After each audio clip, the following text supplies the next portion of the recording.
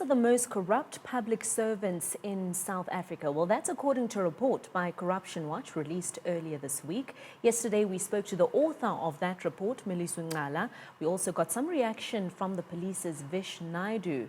Now, for a response from the South African Police Union, we are in studio joined by Tumelo Mokgodiseng, who is SAPU's General Secretary. Thank you so much for joining us this afternoon. Thanks, Lindy. I mean, you heard in my intro, according to Corruption Watch, your members that you represent are the most corrupt. They are part of the most corrupt sector in the country. What's your response to that?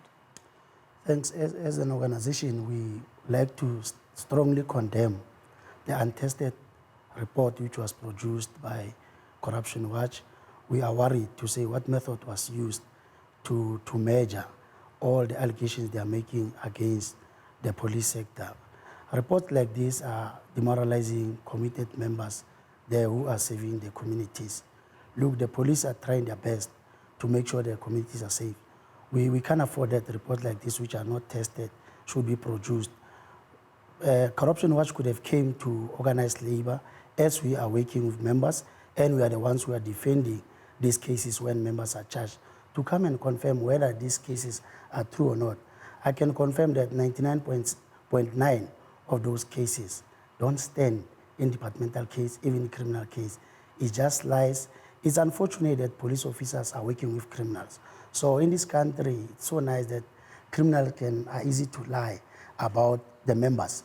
Unfortunately, nothing is happening to those who are corrupt in the police, but it's easy for the police to be dealt with, and the poor members went through the process that is painful, where some of them are being suspended with all these false allegations. I mean, Tumelo, as I said earlier on, we spoke to the author of this report, and when I asked him how this report was done, he explained how, it's reports from thousands of people who feel like they were failed by the police and then went to Corruption Watch to say, look, this is the case and this is what I was faced with when I went to the police to seek assistance, and they were not able to help me. But he also said that in previous years, they've done this very report and the police have always been in the top 5. Have you in the previous years been able to engage with Corruption Watch and find out exactly why the police sector keeps on coming in the top 5 of the most corrupt sector in the country? We challenge Corruption Watch to come and approach SAPU and show us those cases where our members are corrupt. Hence, we are saying we are not so sure who are those members that were interviewed by Corruption Watch. We know that the relationship between the communities now in the country is not so good between the police. So anyone can comment the way they want to comment about the police, but a research should be tested. But Tumelo, we cannot deny the fact that there are some corrupt officials within the police force. I mean, just a few weeks ago, we were speaking off air about those police officers who were arrested after the raid in the Joburg CBD, and then they tried to take those goods that were taken off the streets of the city. You're now saying that you detest this report that is showing that some members of your union or members that you represent are indeed corrupt. We cannot deny that there are few rotten elements within the SAPS, and those members are dealt with accordingly. To comment on the one of Joburg, it's a disgrace that unfortunately our members were the sacrificed lambs because of this operation. Apparently, the minister was there, all these politicians was there. For us as a union, those members were just arrested for political scoring, because all those allegations, I can confirm that our members, they did not do that. Hence, all the goods were found in a police station, in a car, locked. How? Then when did they steal it? Our members sacrificed, they worked for 24 hours. They went beyond what was expected out of them as workers. Unfortunately, commanders who don't want to take in charge and responsibility of leading the workers, you find them in SAPS where the first thing when these things happen, our members found to be casualties. We can confirm, even we were surprised that they were denied bail. How can you deny a police officer bail, saving the state, knowing exactly where these members are staying? Bail cannot be used as punishment to the workers. Bail is just to secure that the members will appear before the justice system, but you cannot punish the society or the police denying them their bail. And those members were granted free bail by the magistrate, which clearly shows that the police were politically influenced, trying to score political points at the expense of the members. And as the organized labor, as SAPU, we cannot tolerate that. And just going back to this report, I mean, speaking to the author yesterday, he said there's 3 levels of corruption that they looked at. And the one that came out top was that of bribery at 31.9%, I think it was. George.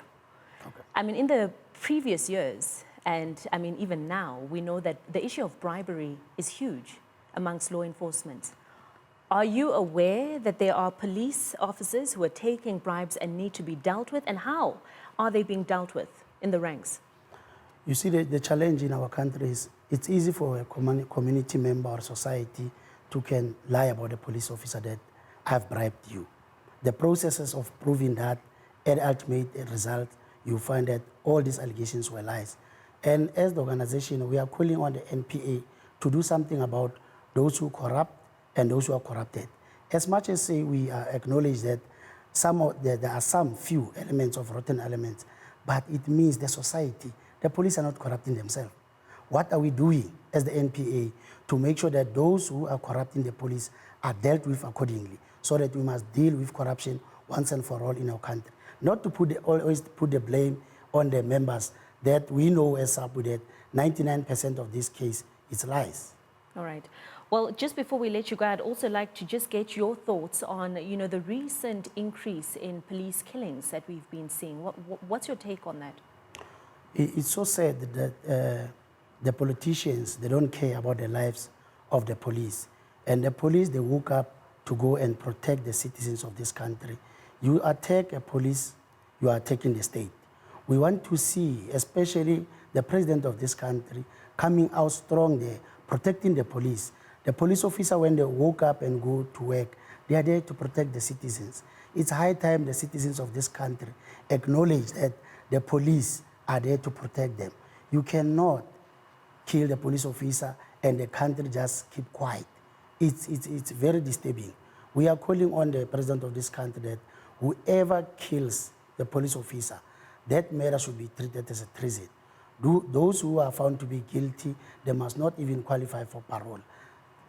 Police killing is so sad that our communities is like police officers are animals. When police officers are killed, no one cares. All right.